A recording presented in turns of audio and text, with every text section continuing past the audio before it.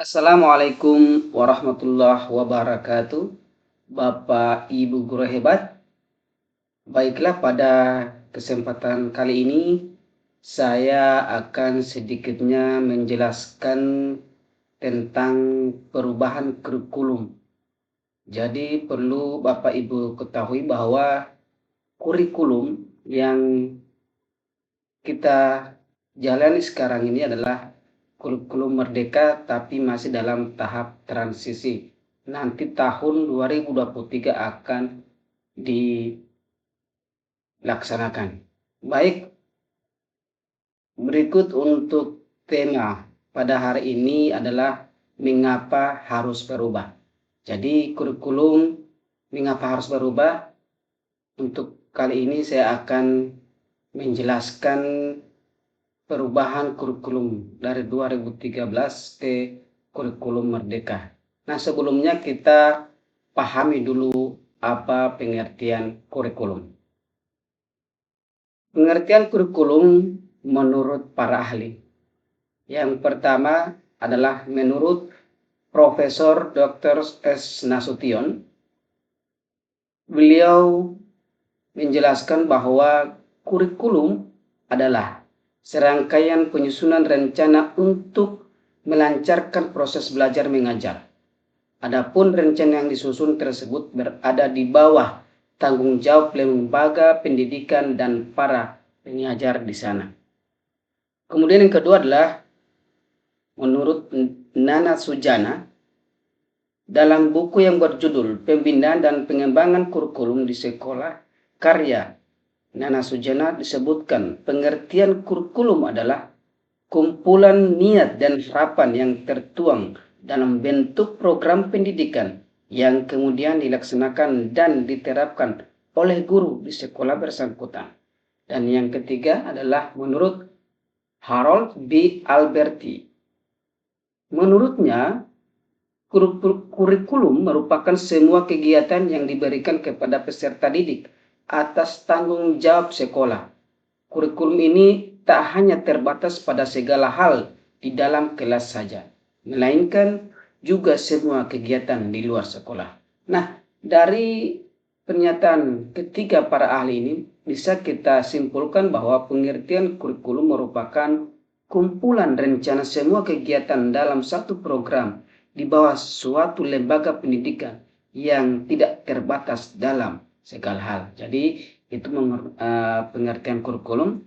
Selanjutnya kita masuk pada kurikulum ini berubah dari tahun ke tahun. Jadi kita akan lihat perjalanan kurikulum.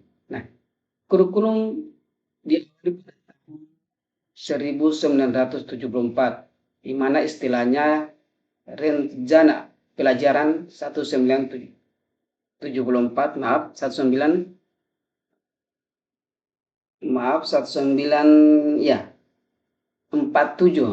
ada kesalahan pengetikan.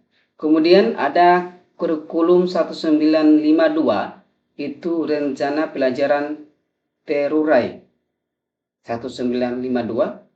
Kemudian berubah lagi kepada kurikulum 1964, rencana pendidikan 1964. Kemudian di tahun 1968 juga berubah, tetap disebut kurikulum 1968. Kemudian di tahun 1975 kurikulum lagi berubah. Kemudian lagi berubah pada tahun 1984, yang kita kenal dulu adalah CBSA. Selanjutnya pada tahun 1994 kurikulum juga mengalami perubahan. Dan di tahun 2004 kurikulum mengalami perubahan yang kita sebut dengan KBK. Kemudian di tahun 2006, selang 2 tahun mengalami perubahan, itu yang kita kenal dengan KTSP atau kurikulum tingkat satuan pendidikan. Dan baru-baru ini yang kita kenal ada perubahan kurikulum, yaitu kurikulum 2013. Dan sekarang dalam masa transisi kurikulum akan menuju perubahan, yaitu kurikulum Merdeka 2022. Mengapa harus berubah? Ini yang merupakan sering kita dengar, Tapi sebelum itu kita ketahui dulu apakah itu kurikulum merdeka. Kurikulum merdeka adalah kurikulum yang bertujuan untuk mengasah minat dan bakat anak sejak dini dengan berfokus pada materi esensial pengembangan karakter dan kompetensi peserta didik. Jadi ini merupakan pengertian dari kurikulum merdeka. Nah, Bapak dan Ibu, selanjutnya kita akan masuk pada mengapa kurikulum harus berubah. Ini ada beberapa hal, ada dua hal yang perlu kita ketahui karena zaman ini merupakan yang mempengaruhi perubahan kurikulum. Jadi yang pertama kita bahas zaman dulu, ya kita lihat di sini.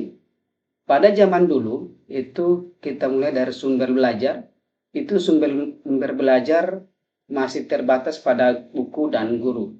Sedangkan untuk sumber pengetahuan itu pada zaman dahulu kita untuk sumber pengetahuannya itu masih radio dan televisi. Untuk radio saja stasiunnya hanya stasiun RRI. Sedangkan untuk televisi masih siaran TVRI, belum ada siaran yang lain. Jadi ini pada zaman dulu. Kemudian untuk permainan itu masih secara umum masih olahraga dan seni.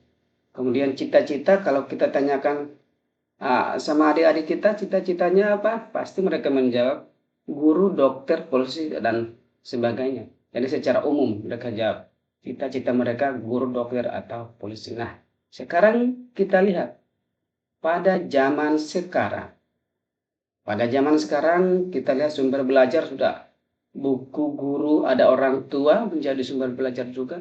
Jadi adanya Google juga dan juga ada YouTube dan masih banyak yang menjadi sumber belajar untuk sekarang ini. Kemudian ada sumber pengetahuan. Nah, untuk sumber pengetahuan ini kalau zaman dulu hanya radio televisi, ini ada radio televisi, video, audio, dan internet ini. Apalagi internet ini yang paling berpengaruh pada zaman sekarang ini.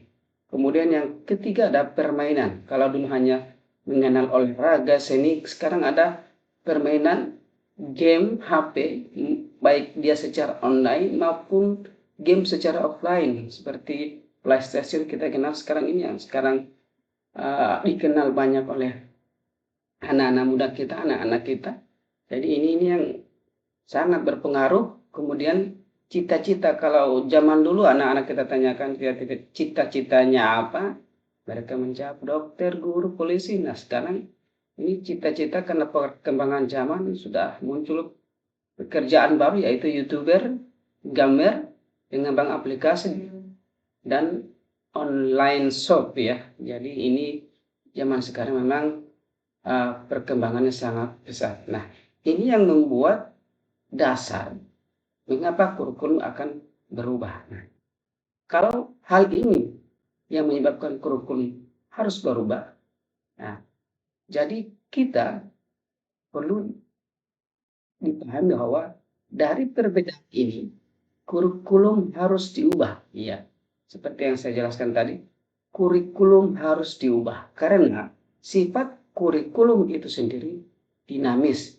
dan terus berkembang sesuai karakteristik siswa serta membangun kompetensi murid sesuai dengan kebutuhan mereka saat sekarang dan di masa yang akan datang. Nah, sekarang apa yang harus kita lakukan sebagai guru? Jadi yang harus kita lakukan sebagai guru adalah mempersiapkan dalam menghadapi hal ini. Yang harus dilakukan ialah guru harus siap menghadapi perkembangan zaman, yaitu dengan belajar sepanjang hayat, beradaptasi dengan lingkungannya, dan belajar hal-hal yang baru.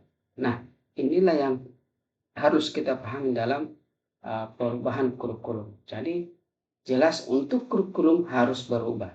Jadi sekarang dalam masa transisi kita melaksanakan kurikulum merdeka, insya Allah di tahun 2023 penggunaan kurikulum merdeka itu secara maksimal.